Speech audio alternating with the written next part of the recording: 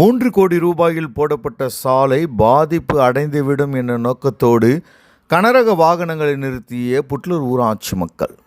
திருவள்ளூர் மாவட்டம் புட்லூர் ஊராட்சியில் இருந்து அரணவாயில் செல்லும் சாலையானது ₹3 கோடி புதுப்பிக்கப்பட்டு புதிதாக சாலை அமைக்கப்பட்டு பணிகள் நடந்து வரும் நிலையில் திடீரென இன்று 70க்கும் மேற்பட்ட கனரக வாகனங்கள் இந்த சாலையில் செல்வதால் முழுவதுமாக சேதமடையும் நிலை ஏற்பட்டது. உடனடியாக கிராம மக்கள் இந்த புதிய சாலை சேதமடையக்கூடாது என்ற நோக்கத்தோடு அனைத்து லாரிகளையும் தடுத்து நிறுத்தினார்கள்.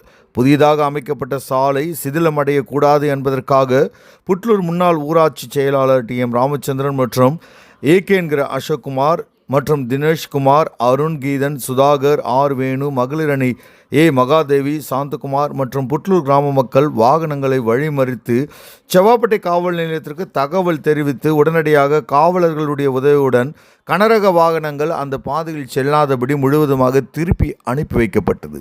இதனால் புதிதாக போடப்பட்டுள்ள ₹3 கோடி மதிப்புள்ள சாலை பாதுகாக்கப்பட்டது.